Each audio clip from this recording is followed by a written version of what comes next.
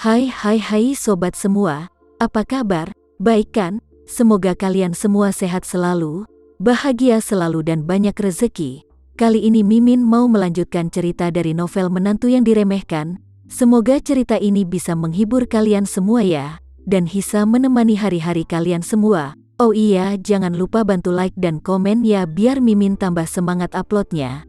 Kalau begitu yuk langsung saja ke ceritanya, cekidot.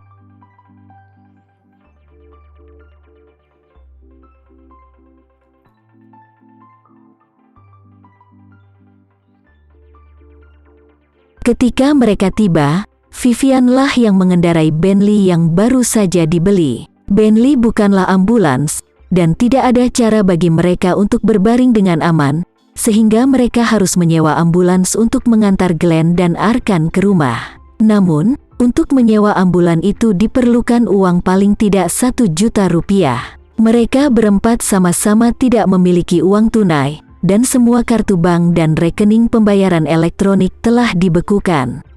Sekarang mereka benar-benar tidak punya uang, dan mereka tidak tahu bagaimana membayar biaya parkir setelah keluar dari rumah sakit. Tepat ketika mereka bingung, dua pria paruh baya melangkah dan berkata, "Apakah itu Nyonya Haris?" Nyonya Haris berkata dengan tergesa-gesa, "Iya, kamu siapa?" Pihak lain berkata, "Kami dikirim oleh Tuan Edi Wibowo.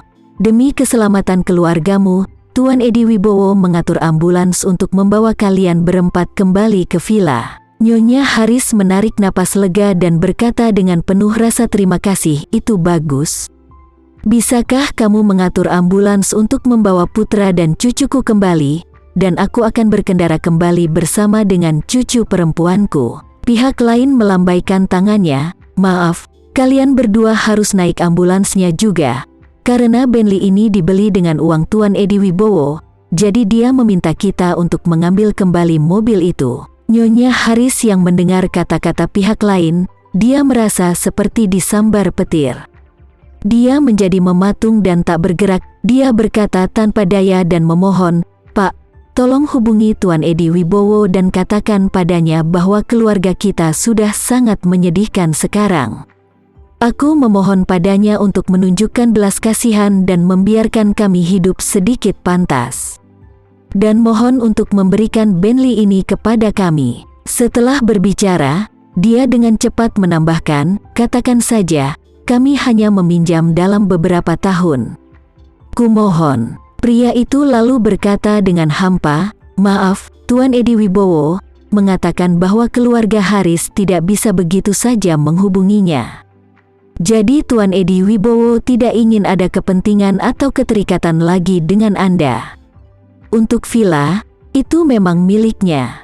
Tapi Tuan Edi Wibowo masih berbesar hati untuk membiarkan kalian semua tinggal di sana.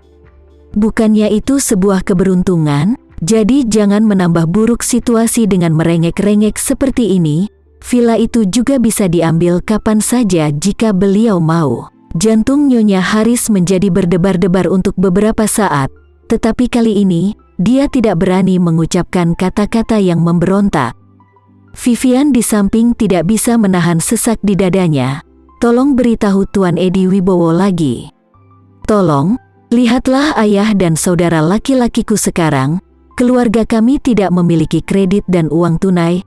Bagaimana kita bisa hidup?" Pihak lain berkata dengan dingin, "Jika kamu masih membual terlalu banyak omong kosong, maka villa itu benar-benar hilang." Nyonya Haris buru-buru berkata saat ini, "Vivian, berhenti bicara. Keluar dari mobil dan serahkan kuncinya dengan cepat." Vivian sangat marah, tetapi dia tidak berani terus melawan.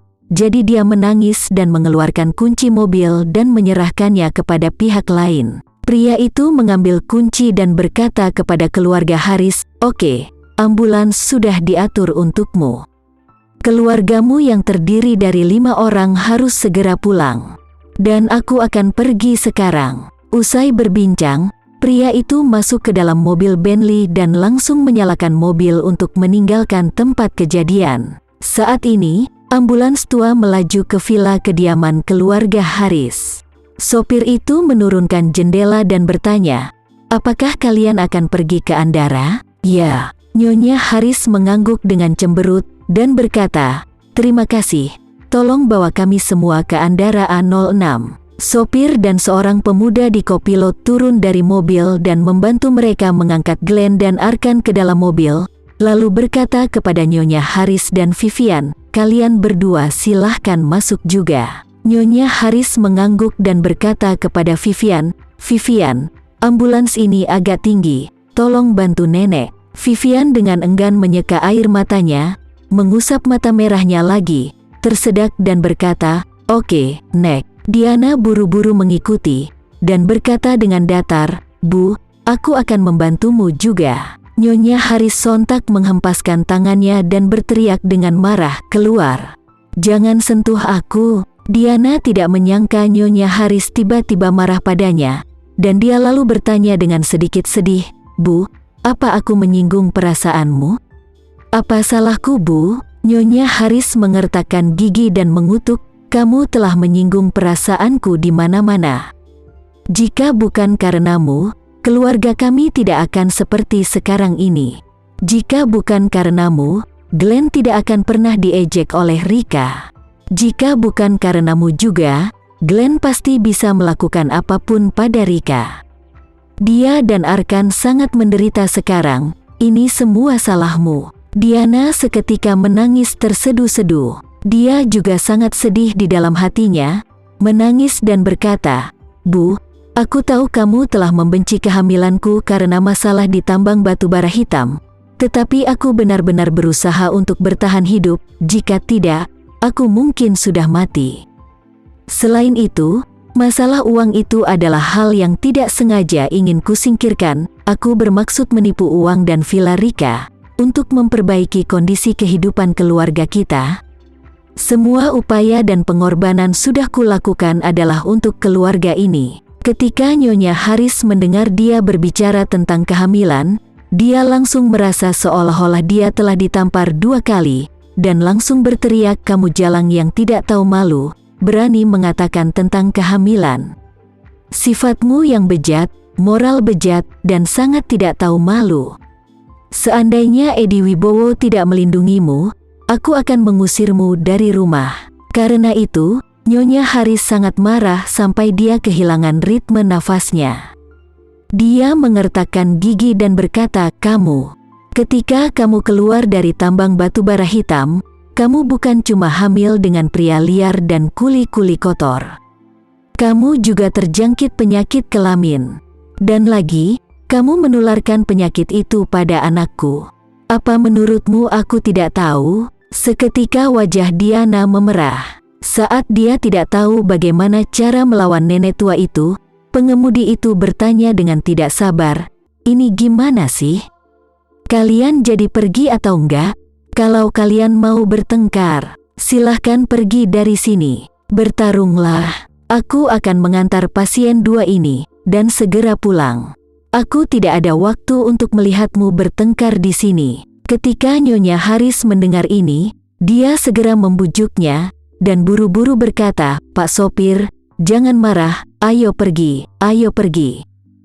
Setelah berbicara, dia menatap Diana dengan galak, dan kemudian dengan bantuan Vivian, dia naik ke ambulans. Meskipun Vivian bersimpati kepada ibunya, dia tidak berani berbicara saat ini, jadi dia hanya bisa mengedipkan mata pada ibunya dan membiarkannya masuk ke mobil tanpa berbicara. Diana juga tahu betul bahwa dia tidak punya tempat tinggal lain kecuali Villa Andara A06, jadi dia hanya bisa menelan amarahnya dan masuk ke dalam mobil, lalu duduk di bangku paling ujung. Setelah kelima anggota keluarga masuk ke dalam ambulans, ambulans segera menuju ke Andara. Di dalam mobil, Glenn sedang berbaring di ranjang ambulans keliling. Dia lalu menatap Nyonya Haris, kemudian menangis dan bertanya, "Bu, apa yang bisa kita lakukan di masa depan? Keluarga kita sekarang sangat miskin dan menyedihkan." Nyonya Haris lalu menyeka air matanya, dan berkata dengan sangat menyakitkan dan sedih, "Aku juga tidak tahu harus berbuat apa. Sekarang keluarga kita tidak punya uang sama sekali, dan kamu terluka. Perawatan selanjutnya, pengobatan dan rehabilitasi. Itu membutuhkan uang yang banyak. Ini benar-benar situasi yang sangat menyedihkan.